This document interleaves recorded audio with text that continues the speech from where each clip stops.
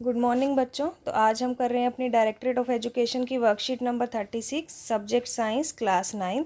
बेटा आज हम करेंगे गति का तीसरा समीकरण। ज्ञान ने पूछा, जिज्ञासा दीदी गति का तीसरा समीकरण ग्राफीय विधि से कैसे व्युत्पन्न किया जा सकता है। तो बेटा ये है हमारा गति का तीसरा समीकरण, v² - u² = 2as। तो आइए देखते हैं आखिर जिज्ञासा दीदी ने ज्ञान को कैसे इसे हल करना सिखाया। ज्ञान, जैसा कि हम जानते हैं, जब भी कोई वस्तु सीधी रेखा में गमन करती है तो वो एक समान त्वरण से चलती है और एक निश्चित समय में एक निश्चित दूरी तय करती है। तो गति का जो तीसरा समीकरण है वो वस्तु के वेग, अंतिम वेग की संबंध की स्थिति का साथ दर्शाता है। तो बेटा किस में रिलेशन बता रहा है? प्रारंभिक वेग अंतिम वेग का। ठीक है, इसको हम अब कैसे ग्राफ से सोल्व करेंगे देखते हैं। ग्राफ आपका तीनों समीकरणों के लिए सेम रहेगा बेटा। तो यहाँ पर भी आप क्या देखेंगे कि पिछली वर्कशीट में बता चुकी हूँ, यहाँ पर थी हमारी कार, यहाँ से ए तक आई, तो ये क्या हो गया हमारी कार का प्रारंभिक वेग, और ये इसके पैरेलल है तो ये भी क्या हो गया प्रारंभिक वेग। ये क्या है? समय, तो हम इसे टी से मेंशन करेंगे। ठीक है, और ये क्या है कंप्लीट हमारा वी, अंतिम वेग। ठीक है बेटा, और ये क्या हो गया हमारा v - u। अब आपको दिखेगा ये आकृति किस आकार की दिख रही है? आपको एक समलंब के आकार की दिख रही है, तो हम यहाँ पर समलंब का क्षेत्रफल निकालेंगे। बेटा समलंब का क्षेत्रफल क्या होता है? 1/2 गुना समांतर भुजाओं का योग गुना ऊंचाई। अब यहाँ पर देखेंगे हम समांतर भुजाएं कौन सी हैं। समांतर भुजाएं कौन सी हैं बेटा? एक हमारी समांतर भुजा है ये वाली,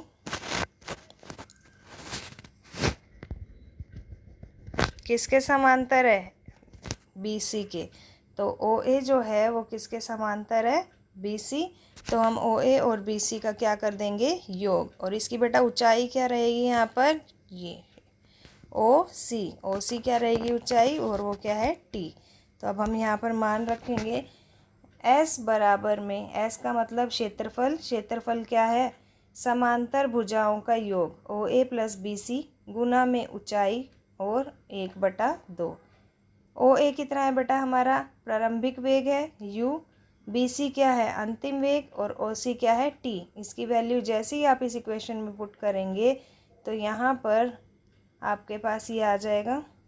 अब हमें अगर गति का पहला समीकरण याद है बेटा, v = u + at, यहाँ से मैंने t का वैल्यू कैलकुलेट कर लिया और इस t के वैल्यू को मैंने अपनी इस इक्वेशन में पुट कर दिया।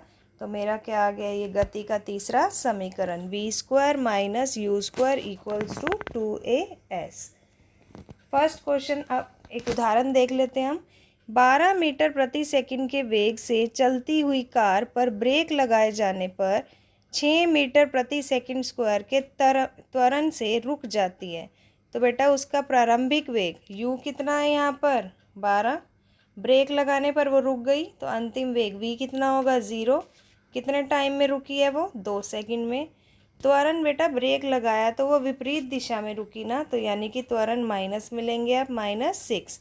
अगर आपको गति का तीसरा समीकरण आ गया है तो आप इसमें सारी वैल्यू पुट करेंगे और आपकी दूरी कितनी आ जाएगी? 12 मीटर। आइए इसका अभ्यास करते हैं। गति का पहला और तीसरा समीकरण लिखिए। तो पहला समीकरण क्या होता है बेटा? v = u + at, और तीसरा समीकरण क्या होता है? v² - u² = 2as। तो आप यहाँ पर पहला क्वेश्चन आसानी से कर सकते हैं। मैं आपके लिए फिर भी यहाँ मेंशन कर देती हूँ। फर्स्ट क्या है हमारा? तीसरा समीकरण है v² - u² = 2as। और अगर मैं बात करती हूँ पहले समीकरण की, तो पहला क्या है? v = u + at। ठीक है बेटा। सेकंड देखेंगे, गति के तीसरे समीकरण को ग्राफ से समझाइए। तो बेटा आपको यहाँ पर ये वाला ग्राफ बनाना है और इसका हल आपको यहाँ पर दिया हुआ है, तो ये आप सेकंड क्वेश्चन में करेंगे। ठीक है, लास्ट क्वेश्चन देखिए। एक कार विराम अवस्था से चलना शुरू करती है। कार क्या है बेटा, आप ध्यान से क्वेश्चन पढ़ेंगे और साथ साथ इसकी वैल्यू लिखेंगे। विराम अवस्था यानी कि कार आपकी एक स्थान पर विराम खड़ी हुई है, तो उसका प्रारंभिक वेग कितना होगा बच्चों, 0। 5 मिनट में 10 मीटर प्रति सेकंड का वेग प्राप्त करती है। समय कितना लिया, 5 मिनट, लेकिन हमें सेकंड में लेना है तो हम मिनट को सेकंड में बदलेंगे। 5 मिनट में कितने सेकंड होते हैं, 300 सेकंड। 10 मीटर का वेग प्राप्त कर लेती है, तो उसका अंतिम वेग क्या है बच्चों, 10।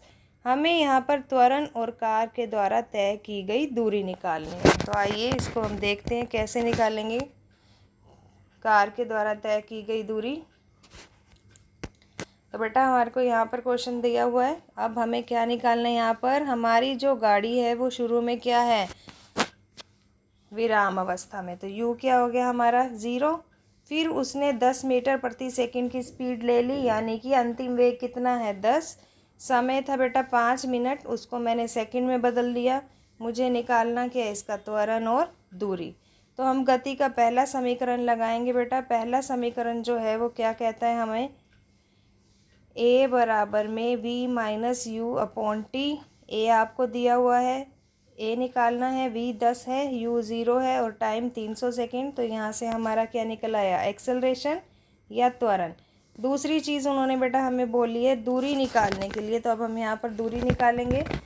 हम गति का तीसरा समीकरण लगा रहे हैं, v square minus u square equals to 2as। v कितना है बेटा, 10, u कितना है, 0 और 2as, 2 मल्टीप्लाई a की वैल्यू आपके पास ऑलरेडी आ चुकी है। आप a की वैल्यू यहाँ पर पुट कर देंगे, जिससे हमारी दूरी कितनी आ जाएगी बच्चों, 1500 मीटर। तो ये आपका थर्ड क्वेश्चन का आंसर है। हमने यहाँ पर त्वरण भी निकाला और दूरी भी। तो बेटा अगर आपको ये अच्छे से समझ आ गई है वर्कशीट, तो आप हमारे चैनल लर्निंग लाइट को लाइक कीजिए, अपने फ्रेंड सर्कल के साथ शेयर कीजिए, और अगर आपने अभी तक सब्सक्राइब नहीं किया है तो सब्सक्राइब कीजिए, ताकि हर वर्कशीट का नोटिफिकेशन आपको मिल सके। Thank you.